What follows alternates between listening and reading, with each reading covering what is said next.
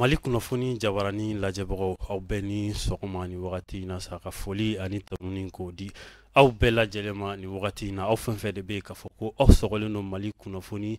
jabarani na sa an b'aw bɛɛ lajɛlen fo Mali kɔnɔ fo ka taa se Mali kɔkanna ma ni wagati in na aw ka jɛmukan kɛrɛnkɛrɛnnen n'o ye ɲɛfɔli kɛnɛ ye nin ye ale kɛnɛ sigilen sa ka ɲɛfɔli aw ye jamana kunkankow kan ka tila ka ɲɛfɔli k'aw ye laadalasigi mun ni o bɛ kɛ an ka jamana ɲɛmɔgɔw fɛ k'a daminɛ président na fo ka taa se premier ministre ni ministre tɔw ma sa ni a bɛ fɔ a ma ko conseil des ministres n'a bɛ kɛ araba o araba o kumakan minnu bɔra olu kɔnɔna la sa bɛnkan minnu bɔra olu kɔnɔna la ka se ko olu ɲɛfɔ aw ye aw bɛ se ka faamuyali ko o sɔrɔ a la cogoya min na wulikajɔ sa an ka ɲɛmaayaso ni o ye Mali kunnafoni TV ale kɔni ka wulikajɔ ye nin ye sa yaasa ka se ka malidenw k'u bɔ kunnasiri o kɔnɔna la conseil des ministres laadala ɲɔgɔn ye mun ni o bɛ kɛ an ka jamana kɔnɔ o hokumu kɔnɔna la sabula ɲɛmaayaso ka laadiriya kɔnɔna la sa a y'a ye k'a fɔ ko maa caman bɛ yen nɔ faamuyali u t'o sɔrɔ baara in kɔnɔna la donc jamana dun ni a ma ɲɛ k'a fɔ ko fɛn mun bɛ ta jamanadenw kama ko kumakan mun ni a kan ka fɔ jamanadenw kama faamuyali o kan ka sɔrɔ o la kosɛbɛ o de la sa wulikajɔ kɛra yaasa aw bɛ se ka faamuyali ko o sɔrɔ a la cogoya min na jamukan in sa maa mun filɛ na aw ɲɛkɔrɔ sa o de ye Cheikh Omar Sidibe ale de bɛna jamukan in ka a la ɲɛnamaya ɲɛmaayaso o ka yamaruya o kɔnɔna la sa an bɛ foli di an ka technicien ma ka foli di caméraman ma ka foli di ɲɛmaayaso bɛɛ lajɛlen ma nin wagati in na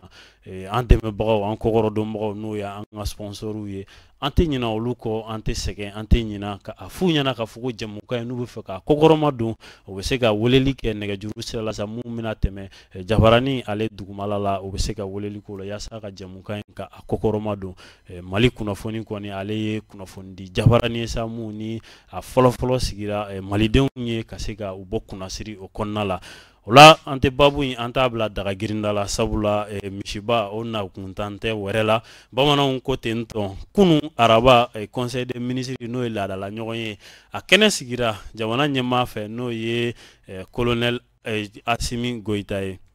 Asimi Goyita ale kɔni tun bɛ baara in ka a ɲɛmaaya la a kunkolo o tun b'ale bolo bamananw b'a fɔ cogo min na terrain kunkolo o tun bɛ jamana kuntigi yɛrɛ bolo sa sabula a kan ka da ale ma ale de ye ɲɛmaa ye ale de b'a sama ka taa yɔrɔ mun a bɛ ɲa cogo min na n'a ma ɲa k'a fɔ ko lajɛ ko a kɛra jamanakuntigi ale yɛrɛ tun bɛ kow ɲɛmaaya la sa ka taa se premier ministre ma ka taa se ministre tɔw bɛɛ lajɛlen ma nin ɲɔgɔnye in sa a kɔni kɛra kunun arabadon février kalo tile fɔlɔ an bɛna an da don a la bɛnkan minnu kɛra conseil des ministres in na kunun an bɛna a ɲɛfɔli kɛ maaw ye sa maaw bɛ se ka faamuyali ko o sɔrɔ a la cogo min na n'i y'a ta k'a lajɛ i b'a fɔ a bɛ fɔ cogo min na ka kɔrɔ adoption des projets de texte baaraba minnu n'o olu bolodalen don an ka jamana cakɛda baw la sa n'o a bɛ fɔ a ma ko direction baw direction générale ani direction nationale olu cakɛda baw sa yaasa ka se k'olu yakubaya baara dɔw kɛra olu kan a bɛ fɔ olu de ma ko projet de adoption des projets de texte o kɔfɛ sa nomination fana kɛra nin conseil des ministres in senfɛ sa o fana kɔfɛ laseli kɛra ka da ministre tɔw tulo kan sa faamuyali o bɛ se ka sɔrɔ ko dɔw la cogo min na an bɛna don a kɔnɔna la ka se ka bakurubaya la k'a ɲɛfɔ maaw ye mun bɔra nin conseil des ministres in kɔnɔna la sa sabula jamana ale ye fɛn mun ye bɛɛ lajɛlen dama ka kan kibaruya la ka se ka a faamuya k'i hakilinata ko o fana fɔ jamana ko la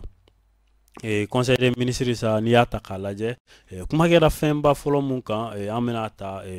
bakuruba la mun bɛ se ka ɲɛfɔ yaasa malidenw bɛ se ka faamuyali sɔrɔ la cogo min na ministère so mun bɛ yen nɔ sa ni o ye défense ye n'a bɛ fɔ a ma ministère de la défense et des anciens combattants ni ale ministre ye colonel Sadio Kamara ye sa Sadio Kamara ale ka ministère kɔnɔna sa a yirala k'a fɔ ko direction des matériels des hydrocarbures et des transports et du transport des armées ni o ye cakɛda belebele sa ni o ye direction belebele mun ni a ka ca ɲɛsinnen n'o ka armée ni o y'an ka wolomasiri tabagaw ye sa ka wulikajɔ bɛɛ lajɛlen sabati olu mago bɛ jɔ taji fɛn fɛn la olu mago bɛ jɔ matériel fɛn fɛn la ni o ye baarakɛminɛnw ye yaasa ka se ka baara ka a tɔ sankɔrɔta cogo min na yaasa ka se ka baara tâche mun ni a kalifar'u la baara mun ni a kalifar'u la yaasa ka se k'o bɔ a sira fɛ o de hokumu kɔnɔna la sa i b'a ye k'a fɔ colonel Sadio Kamara ale ka ministère kɔnɔna a yirala k'a fɔ ko yaasa k'o baaraw tɔ nun don kosɛbɛ n'o ye direction du matériel des hydrocarbures et du transport des armées k'olu ka baara tɔ sankɔrɔta sa ko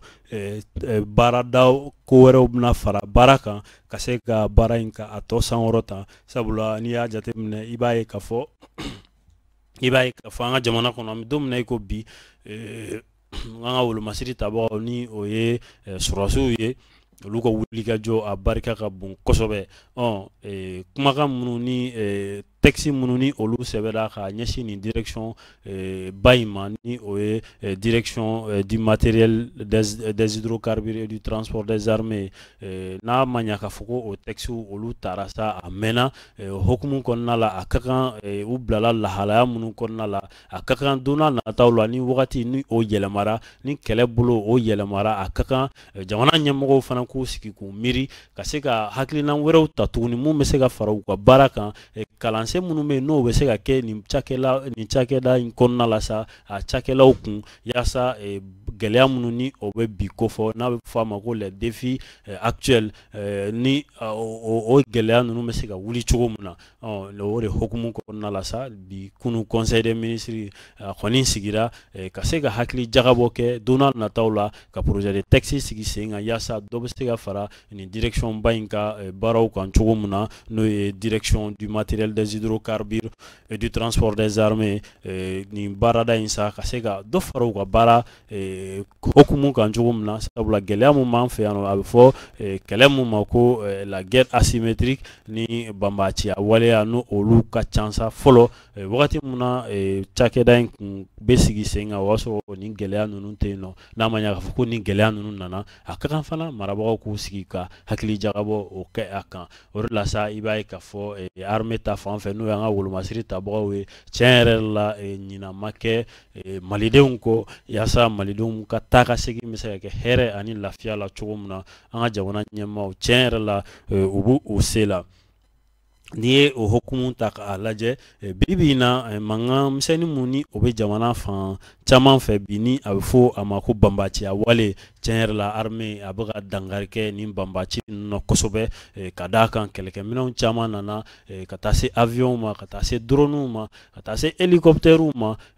kuma ni kuma sanga ni sanga minisiri mun ni o ye ministre de la défense ye fo ka taa se président de la transition ma n'o ye Assimi Goïta ye olu kɔni ka wulikajɔ hokumu kɔnɔna la sa i b'a ye k'a fɔ sanga ni wagati maliden kɔni ɲɛ o tɛ fama ni matériel ninnu ma n'o ye kɛlɛkɛminɛnw ye yaasa ka maliden kelen-kelenna bɛɛ lajɛlen u bolominɛw k'u lakana cogo min na lakana o bɛ se ka sabati Mali fan 14 bɛɛ lajɛlen na cogo min na tiɲɛ yɛrɛ la wulikajɔ a bɛ sen na hali kalo tɛmɛlen in na armée o ka service de communication a ye armée baara minnu kɛ kalo kelen kɔnɔna la donc a bɔra ko olu da jamanadenw tulo kan sabula kunnafoni sanga ni wagati ni a bɛ fɔ fasodenw ye i b'a ye k'a fɔ gɛlɛya caman bɛ yen nɔ o tɛ don kow la tiɲɛ yɛrɛ la armée bɛ baara la soutenons nos armées olu de y'an ka fɛn bɛɛ n'i y'a mɛn an bɛ fɛn o fɛn kɛ armée de don n'i y'a mɛn an bɛ wulikajɔ fɛn fɛn la an ka wolomasiri tabagaw de don n'i y'a mɛn ko o ko ni a bɛ ɲa jamana kɔnɔ jamana yɛrɛ lakanalen de don fɔlɔ donc bi in na wulikajɔ mun kɔni n'o b'an ka jamana ɲɛmaaw bolo tiɲɛ yɛrɛ la a dɔnsen a ka ɲi kosɛbɛ donc kunu laadala ɲɔgɔn ye la n'o ye conseil des ministres ye o hokumu kɔnɔna la sa hakili jagabɔ kɔni o kɛra ka se ka sɛbɛnw bila sen kan yaasa direction ba in direction du matériel des hydrocarbures et du transport des armées yaasa ale ka baaraw bɛ se ka yakubaya cogo min na ka kɛɲɛ ni gɛlɛya minnu bɛ yen an bɛ don min na i ko bi kalansenw bɛ se ka sigi sen kan cogo min na formation bɛ se ka sigi sen kan cogo min na a cakɛlaw yɛrɛ fana olu ka sankɔrɔta bɛ se ka kɛ cogo min na yaasa baara a tɔ bɛ ɲa cogo min na o hokumu kɔni kɔnɔna la sa jamana ɲɛmɔgɔw y'u sɔnni sigi o yɔrɔ kan kosɛbɛ yaasa baara tɔ a bɛ ɲa n'a a ma ɲa k'a fɔ ko o bɛ ten o kɔfɛ sa i b'a ye k'a fɔ gɛlɛya mun ni an bɛ don domina ami iba fo bi gɛlɛya mun ni o bɛ jo sariya ko la a dogolen tɛ maa si la conseil des ministres kɔni kuma kɛra a fana kan k'a yira k'a fɔ ko donna nataw la direction belebele bɛna sigi an ka jamana kɔnɔ yan nɔ mun ni a bɛ tali kɛ direction nationale des droits de l'homme ko o bɛna créer an ka jamana kɔnɔna la yan nɔ ladala ɲɔgɔn ye senfɛ sa a kuma kɛra a kan sabula n'i y'a ta k'a lajɛ jo sariya ko a kuma ka ca an ka jamana kɔnɔ yan kosɛbɛ an ka wolomasiri tabagaw yɛrɛ hali ni olu ka caman jateminɛ diɲɛ ma ni o ye diɲɛ seleke naani tɔnba ye n'o ye Nations Unies ye a ka kɛlɛbolo fara mun bɛ an ka jamana kɔnɔ yan n'o ye MINUSMA ye olu ka jalakili caman bɛ yen nɔ fo ka taa se association wɛrɛw ma fo ka taa se ONG wɛrɛw ma n'o ye baɲumankɛ tɔnw ye olu caman ka jalakili bɛ taa sira mun fɛ sa o ye jo sariya ko ye n'a bɛ fɔ a ma ko les droits de l'homme o jo sariya ko sa yaasa ka se ka a ko ka a sigi sen kan k'a sinsin yɛrɛ an ka jamana ɲɛmaaw yɛrɛ ka se ka a kolo don an fɛ yan nɔ ka baarabaw k'a kan ka hakilijagababaw ka a kan ni ɲani kɔmaaw ka na kɔfɛmɔgɔw ka na jamana wɛrɛ mɔgɔw ka na ɲani diɲɛ seleke naani tɔnba mɔgɔw ka na k'a fɔ k'u bɛna na hakilina wɛrɛw ta tuguni ka se ka an ka jamana ka a tɔgɔ tiɲɛ diɲɛmaya la an ka jamana yɛrɛ fana bɛ wulikajɔ fɔlɔ kɛ a kun fɔlɔ kɛ ka se ka jamanadenw bɔ fili la ka se k'a lajɛ jɛkulu wɛrɛ minnu bɛ yan nɔ n'olu fana bɛ nin jo sariya ko in ka a kuma fɔ k'a waleya k'a sɛgɛsɛgɛ k'a ɲɛɲini an ka jamana fantan naani u ni olu ka se ka baara fana kɛ ɲɔgɔn fɛ o b'a to hakilinaw u bɛ se ka ɲɔgɔn sɔrɔ cogo min na o b'a to ko caman bɛ yen nɔ o fana bɛ sabati di jo sariya ko in a bunakun kan sabula jo sariya ko a kuma cayara kosɛbɛ fo ka taa fɔ a to ten donna nataw la sa cakɛda kɛrɛnkɛrɛnnen kɔni bɛna sigi a bɛna fɔ cakɛda mun ma ko direction nationale des droits de l'homme o kɔni o bɛna sigi an ka jamana kɔnɔna la yan nɔ a ɲɛmaaya fana jagoya o ye an ka jamanaden ye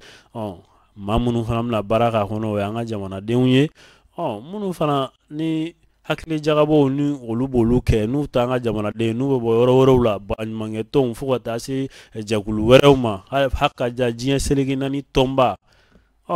olu fana bɛ na n'u hakilina ye hakili jagabɔ la an ka jamana ye cakɛda mun sigi n'o ye direction ye o direction fana ni u na baara kɛ ɲɔgɔn fɛ yaasa nkalon caman bɛ yen nɔ mun ni a bɛ ta ka da Mali la an ka jamana la o nkalon caman bɛ yen nɔ minnu ni u bɛ se ka dan sira la dankari bɛ se ka kɛ caman yɛrɛ la sabula a yirala k'a fɔ ko jo sariya ko mun ni a jalaki bɛ kɛ an ka jamana la yan nɔ an ka jamana ɲɛmɔgɔw y'a fɔ a ka can k'a fɔ ko tiɲɛ tɛ a kuma ninnu ye mais hali ni o fɔra marabagajugu ni o ye kokamɔgɔw ye diɲɛ seleke naani tɔnw ani tɔn wɛrɛw n'o ye ONG wɛrɛw ye minnu tɛ an ka jamana ka ɲɛtaga fɛ minnu tɛ Mali yɛrɛ ka sankɔrɔta fɛ olu caman bɛ yen nɔ u bɛ olu kuma sugu ninnu de ta k'an ka jamana kɛlɛ n'a ye o de la sanga ani wagati an ka wolomasiri tabagaw jo sariya formation bɛ k'u kun an ka wolomasiri tabagaw formation bɛ k'u kun walasa u bɛ se ka faamuyali k'o sɔrɔ jo sariya n'a a kunkanko sariyaw la cogoya mun na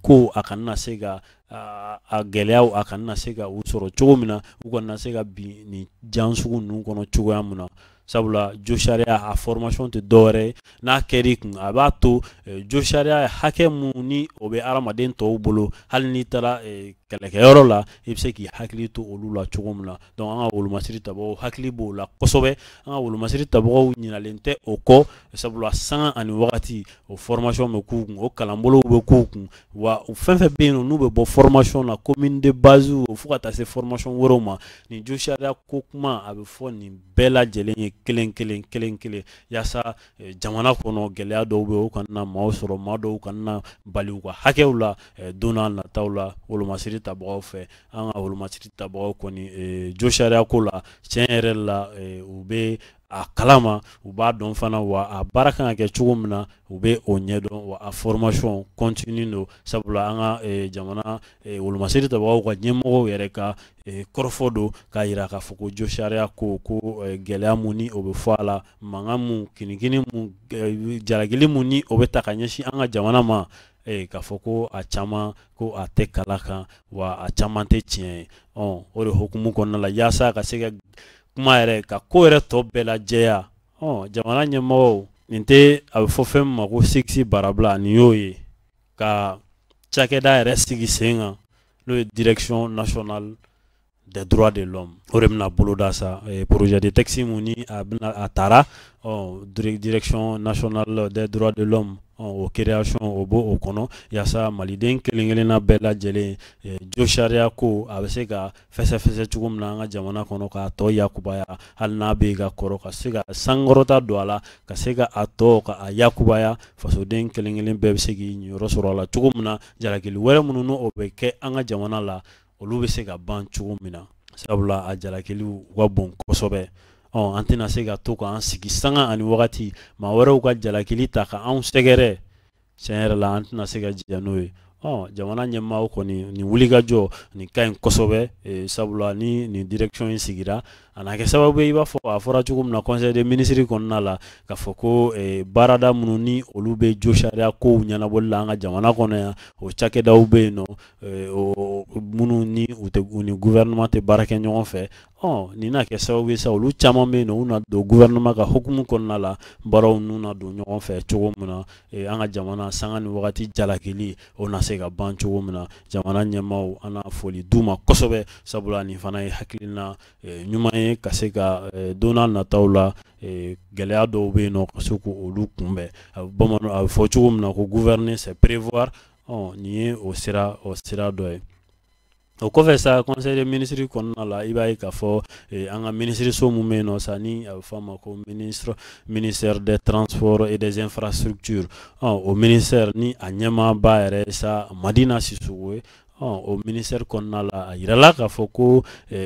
Bamako fo ka taa se région ma ka taa se jamana fantan naani bɛɛ lajɛlen ma a transport ko ji sira fɛ arayi sira fɛ ni o ye nɛgɛsira ye fo ka taa se goudron kannaw ma ani sirababilenninw nin bɛɛ lajɛlen bɛ se ka yakubaya cogo min na ka se ka gɛlɛya misɛnnin minnu bɛ yen nɔ ni o bɛ sɔrɔ sira ninnu fɛ ni o ye an ka transport ko sira ye ka se k'olu gɛlɛya ninnu ban cogo min na projet de texte wɛrɛ fana kuma fɔra tuguni yaasa o gɛlɛya ninnu caman bɛ yen nɔ o bɛ se ka ban cogo min na ninnu fana ye fɛɛrɛ ɲɛnamaw ye hali kunu Madina Sisoko a ye terrain ni o ye nɛgɛsira ye sa o kow bɛ se ka sigi sen kan cogo min na terrain ka bɔ Bamakɔ ka taa Kayi maaw bɛ se ka terrain mankan mɛn cogo min na o baara dɔw fana kɛra kunu dɔgɔkun tɛmɛlen Madina Sisoko taara fo Sénégal Thiès o ye Sénégal dugu dɔ ye ka se ka terrain ninnu ka matériel minnu nana pièces de rechange ka se ka olu lajɛ a ɲɛ la n'a sɔrɔ u bɛ yen sabula u na kuma mɛnna a nana dɔrɔn o ma tɛmɛ tɛnɛnni tarata kan kunun kɔrɔ u tagara ka taa matériel ninnu lajɛ nɛgɛsira ko a bɛ ka sigi sen kan dɔɔni dɔɔni an bɛ dugawu kɛ halisa terrain mankan don n'a nataw la a kana na mɛn bilen dɛ an ka terrain mankan mɛn an tulo la sabula a kuma mɛnna sen na an mɛnna ka a kuma mɛn an mɛnna ka terrain kunkolo ye taga segin na ka sɔrɔ maaw tɛ ka voyager a la u sagoya la don n'a nataw la an bɛ dugawu kɛ o fana o kow ka ɲɛnabɔ don n'a nataw la fana a bɛ fɔ fɛn min ma ko TGV sabula an ka terrain minnu b'an bolo yan terrain kɔrɔbaw don TGV ninnu o ye terrain à grande vitesse ye olu fana ka se ka na an ka jamana kɔnɔ yan nɔ fo ka taa se munna an t'a fɔ ko métro yɛrɛ métro fana olu fana bɛɛ bɛ se ka na an ka jamana kɔnɔ yaasa maaw ka taa ka segin bɛ se ka nɔgɔya cogo min na araba conseil des ministres ni o ye 1er février sa o kɔni kɔnɔna la sigikafɔ kɛra ni ko ninnu fana kan ni o ye tagasegin ye n'o ye transport ye sira fɛ ji fɛ nɛgɛsira fɛ yaasa maaw bɛ se ka lafiya cogo min na maaw n'u bololadonniw u bɛ se ka tagaseginw kɛ hɛrɛ la cogo min na ani lafiya la Madina Sisoko ka cakɛda la n'o ye ministère des transports et des infrastructures o kɔfɛ sa an bɛ taa ministère mun na sa o ye ministère de l'environnement de l'assainissement et du développement durable ye o cakɛda ɲɛmaaba o tɛ dɔwɛrɛ o tɛ maa wɛrɛ ye sa Modibo Kone ale fana ka cakɛda la sa n'i y'a ta k'a lajɛ direction belebele mun bɛ yen ni a bɛ fɔ a ma ko direction nationale des eaux et forêts o direction belebele in o ka ca o ɲɛsinnen don mun ma kuma kɛra nin kan ka hakililajigin kɛ a kɛrɛla wagati min na o hakililajigin olu kɛra olu hakililajigi kɛlɛ a kɛrɛla ko jumɛn kama yaasa ka se ka ji ani kungo olu lakana n'o ye eaux et forêts nin direction belebele in ka ca ɲɛsinnen don ma ji ni kungo kungo kɔnɔ fɛnw k'olu lakana ji ka se ka a to o kana lanɔgɔ cogo min na gɛlɛya caman bɛ yen nɔ maaw b'a ta ka kungo sɛgɛrɛ ka se ka fu siri o dan na cogo min na hali ni fu ma se ka siri a bɛɛ la sa ka se k'a kɛ a bɛ se ka ɲa cogo min na génération future maaw bɛ se ka yiri tigɛ cogo min na a tigɛ cogo ɲuman na yaasa maa minnu bɛ na anw fana kɔfɛ n'a bɛ fɔ a ma ko génération future olu bɛ se ka kungo ninnu k'u tɔnɔ bɔ cogo min na kungo ninnu k'u nafa cogo min na nin cakɛda belebele n'o ye direction nationale des eaux et forêts ale ka ca ɲɛsinnen don o ma hakililajiginw kɛlen kɔfɛ conseil des ministres kɛnɛ kan sa a yirala k'a fɔ ko baarabolo bɛna sigi sen kan fana yaasa ka se ka nin cakɛda kɛrɛnkɛrɛnnen ka se k'a ka baara ka a tɔ ɲa a bolo kosɛbɛ sabula n'i ko ko baara ka ɲa fo baara hakili jagabɔ ka kɛ ka baarakɛminɛnw ɲini ka baarakɛlaw fana ka se ka kalan bolo k'u kun mun bɛ se k'u lajɔ halisa baara n'a a nasiraw fɛ o cakɛda in nin cakɛda in fana baara bɛna kɛ wulikajɔ bɛna kɛ yaasa ka se ka ale ka baara ka a nun don cogo min na a bɛ se ka ɲacogo ɲuman na cogo min na o kumaw fana fɔra n'o ye Modibo Kone ministre de l'environnement, de l'assainissement et du développement rural ni o y'ale ka cakɛda ye sabula direction nationale des eaux et forêts o bɛ relever ale ka cakɛda de la an bɛ dugawu de kɛ sa ala ka a ko ɲa ka d'a ma sabula jamana in a tɛ jɔ ni bɛɛ lajɛlen ka wulikajɔ tɛ a tɛ jɔ ni bɛɛ lajɛlen ka hakili ɲumanya tɛ maaw kan k'u tigɛ di ɲɔgɔn ma an bɛ don min na i ko bi yaasa kow bɛ se ka ɲa cogo min na sabula jamana ɲɛmaaw baara mun ni a bolodalen don baara mun ni a bɛ sen na tiɲɛ yɛrɛ la u ni foli ka kan bamananw ko ten hali ni jugu ye zonzan ye a fɔ k'a tulo ka jan o fana ye kuma dɔ ye n'a ma ɲa k'a fɔ ko a bɛ ten sa an bɛ taga ɲɛfɛ an bɔlen Modibo Kone ka ministère la n'o ye ministère de l'environnement, de l'assainissement et du développement durable ye o kɔfɛ sa nomination fana kɛra ministère ni conseil des ministres kɛnɛ kan sa n'a o bɛ tali kɛ affaires étrangères la ministère des affaires étrangères n'o ye Abdoulaye Diop ye ale ka ministère o kɔnɔna sa nomination kɛra attaché de défense ambassade du Mali Washington ma taara sa ka kɛ o attaché de défense ye o bɛ tali kɛ maa mun na sa o colonel major Lassana Doumbia donc ale kɛra attaché de défense ye ni ambassade belebele in kɔnɔ Washington Mali ka lasigidenso min bɛ Washington o de ko don an bɛ dugawu kɛ ala ka baara mun ni a kalifara la ala ka a ɲa ka di a ma ala ka ɲa ka di an bɛɛ lajɛlen ma sabula n'a ɲan'a bolo a ɲana an bɛɛ bolo nka ala kana minɛn da jɛngɛ Lassana Doumbia bolo an bɛ dugawu kɛ sa ala ka a kow ɲa halisa jamana marabagaw bɛ wulikajɔ mun ni a bolodalen don ni a bɛ sen na an bɛ dugawu kɛ halisa ala k'a ɲa ka di an ma o kɔfɛ sa an bɛ taa ministère de la justice et des droits de l'homme ale fana sa kuma kɛra ale fana kan o ministère garde des sceaux ministère de la justice et des droits de l'homme garde des sceaux o cakɛda belebele in sa ale ministre o ye Mamadou Kassoge ale ka ministre so sa kuma sigi kɔni kɛra sa ka kuma fɛn caman bolodalen don ministère belebeleba in fɛ sa o kumaba dɔw bɛ tali kɛ préparatif mun ni a bɛ sen na labɛn belebele mun ni a bɛ sen na o labɛn o tɛ fɛn wɛrɛ ko fɔ sa o ye groupe régional africain de l'union internationale des magistrats jɛkulu belebele mun bɛ yen nɔ sa ni o bɛ tali kɛ majisaraw ka jɛkulu belebele la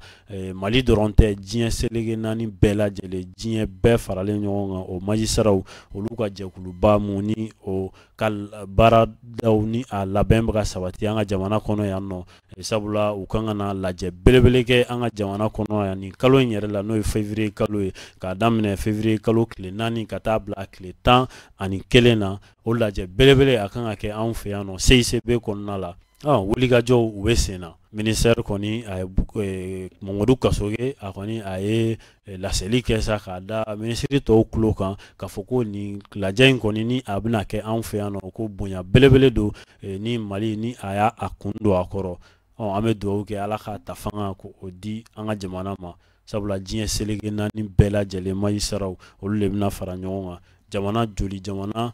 maa 700 ani maa 26 olu de bɛna na 726 participants olu de bɛna na an ka jamana kɔnɔ yan nɔ jamana 37 olu fana olu jamanadenw olu de bena na an ka jamana kɔnɔ yan ni groupe régional africain de l'union internationale des magistrats ni jɛkuluba in ni o ye magistrats ka jɛkuluba ye olu ka lajɛ mun bena k'an fɛ yan nɔ 726 participants maa 726 olu de bena na ka na lajɛ in ka se ka a ɲɛnamaya anw ka jamana kɔnɔ yan nɔ diɲɛ seleke naani bɛɛ welelen don l'américain jamanaw fo ka taa se Europe jamanaw ma Asie jamanaw nin bɛɛ lajɛlen magistrats bena na fara ɲɔgɔn kan u ka jɛkulubaw ka représentants olu bena na anw ka jamana kɔnɔ yan nɔ i b'a fɔ n y'a fɔ cogo min na nin kalo in n'o ye février kalo ye a tile 4 ka taa bila a tile 11 na o lajɛ o bena kɛ anw fɛ yan nɔ CICB kɔnɔ o fana o dara an ka jamana ɲɛmaaw tulo kan k'a da conseil des ministres n'o ye ministre tɔw ye k'a da u bɛɛ lajɛlen tulo kan an bɛ dugawu kɛ ala ka jɛkuluba in ni o ye magistrats ka nin jɛkuluba in ye diɲɛ seleke naani bɛɛ lajɛlen ta o bɛna na ɲɔgɔn ye mun na anw fɛ yan nɔ ala ka a tɛmɛ hɛrɛ la o fana y'an ka laɲini ye ni na kɛ sababu ye sa maa caman bɛ u ma deli ka se Mali la u nana Mali la ka na dɔn an fana bɛ mun na yan nɔ an ka transition a bɛ dankun min na a kɛra cogo cogo o na f'u ye ka a da u tulo kan sabula yɔrɔ caman bɛ yen nɔ nkalon bɛ tigɛ u ye dɛ i bɛ jamana caman ye n'u bɛ kuma jugu ta ka an ka jamana sɛgɛrɛ ka Mali sɛgɛrɛ nkalon de bɛ tigɛ u ye dɛ a tiɲɛ yɛrɛ yɛrɛ o tɛ f'u ye dɛ ni u sera an ka jamana kɔnɔ yan ni ɲɔgɔn ye ba in na an fana ka jamana ɲɛmaaw Mamadu Kasoge ale na n'ale ministre de la justice ale na a kuma tɔw ka fɛsɛfɛsɛ k'a da bɛɛ lajɛlen tulo kan sabula kuma ka ɲi a tigi da kɔnɔ ka pan a tigi bolo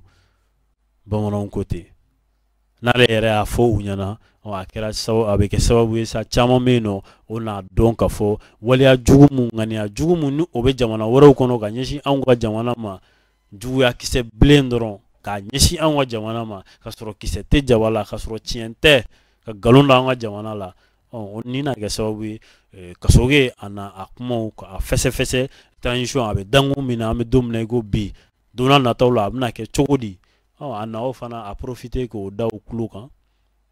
kalafili minnu n'u bolo dalen don a kow bɛ cogo di a na o fana da u tulo kan u n'a bɛɛ mɛn u tulo la a tiɲɛ yɛrɛ yɛrɛ a kisɛ a bɛ kɔ u tigɛ hali n'a sɔrɔ ɲɔgɔn ye ba in sa a kunba to o ye ni na kɛ fɛɛrɛ yaasa u na se k'a mɛn an ka jamana ɲɛmaaw yɛrɛ da an bɛ dugawu kɛ ala ka o ko ka a ɲa ka di an bɛɛ lajɛlen ma o kɔfɛ sa an bɛ na ministre so kɔnɔ sa ni o ye ministre de l'économie et des finances ye ministère de l'économie et des finances ale ɲɛmaaba Aluseni Sanu ale fana ka cakɛda la sa kuma kɛra fɛn minnu kan sa ale kɔni u y'a jira k'a fɔ ko gɛlɛya minnu ni o bɛ secteur privé kɔnɔna la kɛnyɛrɛye baarakɛlaw olu bɛ se ka olu ka caw olu bɛ se ka ɲɛ olu bolo cogo min na ko fɛɛrɛ ni dabali fana bɛna sigi sen kan yaasa k'o caw k'olu fana ɲɛ olu bolo hali n'a kɛra marché di de marché mun ni a bɛ di secteur privé ma a bɛ di cogo di n'a sɔrɔ a di cogo ni o man ɲi ka a essayer ka ɲa cogo ɲini a la k'a di maaw ma minnu b'a mériter ka an ka jamana k'o kɛ priorité an ka jamanadenw k'olu kɛ priorité ni an ka jamanadenw kɛra priorité marché ko la o ka ɲi kosɛbɛ o b'a to ko caman bɛ yen nɔ o bɛ sigi sen kan ko caman bɛ yen nɔ o bɛ ɲa n'olu kow ɲana jamana fana maaw na gɛlɛya baden mun ni maaw bɛ kuleya la surtout sunkalo bɛna se a tɛ mɛn kalo kura o ye sunkalo ye maaw bɛ kule fɛn caman na o na nɔgɔya dɛ ko marché diw senfɛ priorité ka di an ka entreprise ma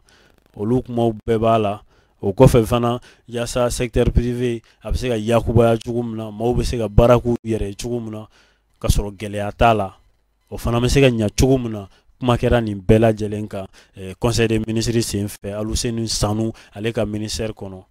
o kɔnɔ kumaw don sabula a y'a da conseil des ministres tulo kan ka fɔ ko nin gɛlɛya minnu ni u bɛ yen nɔ fɛɛrɛ ni dabali na sigi sen kan yaasa ka se ka gɛlɛya ninnu wuli cogo min na secteur privé ta fan fɛ maaw ka se ka marchéw sɔrɔ an ka entreprise nationale fana olu ka prioriser marchéw la fana donna nataw la o baaraw fana o na kɛ maaw n'o o fana ye sabula fɛn caman bɛ yen nɔ an y'a la kɔlɔsi conseil des ministres n'o ye ni laadala ɲɔgɔn ye ba in ye ni a kɛra donna nataw la i b'a ye maaw bɛ a ko ye terrain kan sabula nin ye sigikafɔ de kuma de bɛ ka aw kan mun ni mun kan ka kɛ sini mun ni mun kan ka kɛ sinikɛnɛ yaasa maaw bɛ se ka lafiya cogo min na maaw bɛ se ka lakana cogo min na maaw bɛ se ka ji ɲuman sɔrɔ cogo min na maaw bɛ se ka fiɲɛ ɲuman sɔrɔ cogo min na maaw bɛ se ka taga segin kɛ ka ɲɛ cogo min na o wulikajɔw de bɛ kumaw bɛ kɛ donc donna nataw la maaw b'a réalité yɛrɛ ye terrain kan o de don ni a ma ɲa k'a fɔ ko Aluseni Sanu ale ka cakɛda n'o ye ministère de l'économie et des finances olu kɔni ka wulikajɔ la sa secteur privé a ko bɛ se ka ɲa cogo min na a wulikajɔw bɛ se ka ɲa cogo min na maa minnu bɛ baara k'a kɔnɔna la olu bɛ se ka tarɛ fɔ cogo min na an bɛ Aluseni Sanu ka foli di a ma kosɛbɛ ka foli di a n'a ka cakɛlaw bɛɛ lajɛlen ma kosɛbɛ. O kɔfɛ sa i b'a ye k'a fɔ conseil des ministres ni o ye di laadala ɲɔgɔn ye ba in ye a kun cɛra ni ministère de la santé et du développement social ye ni o ye Jaminatu Sangare ale ka ministère ye mun fɔra yen a yirala k'a fɔ ko coronavirus mun ni a kɛlen don ka diɲɛ gan a kamana la ni an bɛ don min na i ko bi camanba bɔra a fanga la nka a yirala k'a fɔ ko a ma ban pepewu n'a ma ɲa ka a ma ban pepewu maaw kan ka mun kɛ ka fɛɛrɛ ni dabaliw sigi sen kan yaasa ka se k'u kisi ni bana in ma cogo min na conseil des ministres kuncɛyɔrɔ la ni ministère belebele n'o ye Jaminatu Sangare ale ka cakɛda ye u kɔni y'a yira sa k'a fɔ ko dɔgɔkun tɛmɛlen fo ka na se nin dɔgɔkun in ma maa minnu ni olu testera sa ni olu larawera k'a lajɛ n'a sɔrɔ coronavirus ni bana in tɛ olu la k'a fɔ ko dɔgɔkun tɛmɛlen ta ani nin dɔgɔkun in ta ko a bɛɛ lajɛlen kaɲara an bɛ dugawu kɛ ko halisa bana in ala k'a fiɲɛ bɔ pepewu k'a fiɲɛ tɛmɛ an bɛɛ lajɛlen kan ka maliden bɛɛ lajɛlen kisi jamanakuntigi n'o ye Asimi Goyita ale ye kuma kun cɛ ka yira k'a fɔ ko ni bana kofɔlen mun ni a filɛ nin ye ko maaw k'u yɛrɛ tanga fɛɛrɛw olu bɛ fɔ télé la don o don yɛrɛ tanga fɛɛrɛw olu fɔlen don bɛɛ ɲɛna maaw ka a waleyaw k'u sabati sanga ni wagati yaasa gɛlɛyaw bɛ se ka ban cogo min na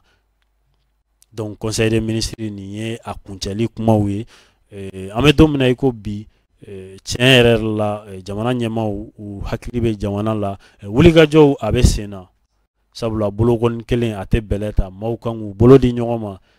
ka différence k'olu bila gɛlɛya minnu ni o b'an ni ɲɔgɔn cɛ gɛlɛya misɛnninw politikiko gɛlɛyaw a n'a ko wɛrɛw ko olu bila yaasa jamana in bɛ se ka bɔ dingɛ kɔnɔ cogo min na n'a bɔra dingɛ kɔnɔ an bɛ sɔrɔ ka tɛmɛ ni an ka kɛlɛ wɛrɛw ye conseil des ministres kɔni a kun cɛra sa hɛrɛ ani baden na jamana ɲɛmaaw an bɛ foli ni tanuni k'o d'u ma kosɛbɛ ni ne bɛ dan sigi an ka bi jɛmukan na n'o ye ɲɛfɔli kɛnɛ ye k'aw bɛɛ lajɛlen fo kosɛbɛ aw fɛn fɛn ɲɛ b'an na aw fɛn fɛn y'aw ka wagati k'a bila ka se ka an suit an ka plateforme bɛɛ lajɛlen sanfɛ Mali Kunnafoni TV an bɛ Google kan an bɛ YouTube kan an bɛ Facebook kan an bɛ plateforme bɛɛ lajɛlen kan nin wagati in na an bɛ foli di bɛɛ ma an bɛ don min na i ko bi bɛɛ lajɛlen k'i hakili to i yɛrɛ la jamana ni o ye an ka Mali ye jamana wɛrɛ t'an bolo ni Mali tɛ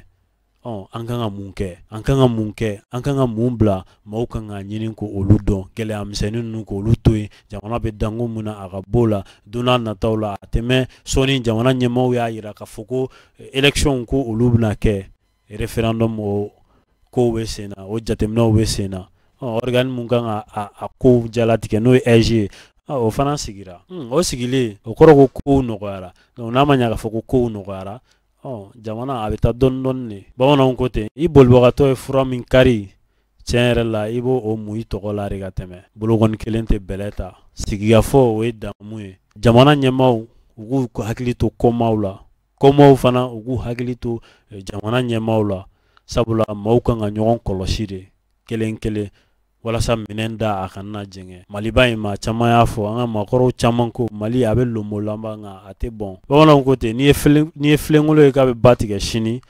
i b'a sɔrɔ ani fiɲɛ bɛnna ko la ni ne bɛ dan sigi an ka bi jɛmukan na a balimakɛ Sheikh Omar Sidibe ale de tun bɛ ka jɛmukan in ka a ɲɛnamaw ye ɲɛfɔli kɛnɛ don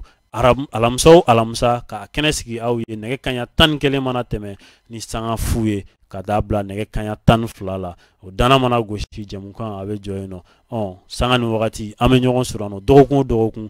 alamsa an bɛ ɲɔgɔn sɔrɔ nin kɛnɛ in kan k'an ka technicien warabaw k'u fo kosɛbɛ k'an ka ɲɛmaayaso k'a fo kosɛbɛ k'an kokɔrɔdonbaw n'o ye sponsor ye k'u fo kosɛbɛ Jamaranin dugu ma numéro minnu bɛ tɛmɛ sa u ka o numéro ninnu wele yaasa ka se ka jɛmukan in ka kokɔrɔma don sabula bamananw ko ten ŋunu o tɛ san sɔrɔ juru kɔ a k'an bɛn diɲɛ waati wɛrɛ wasalamu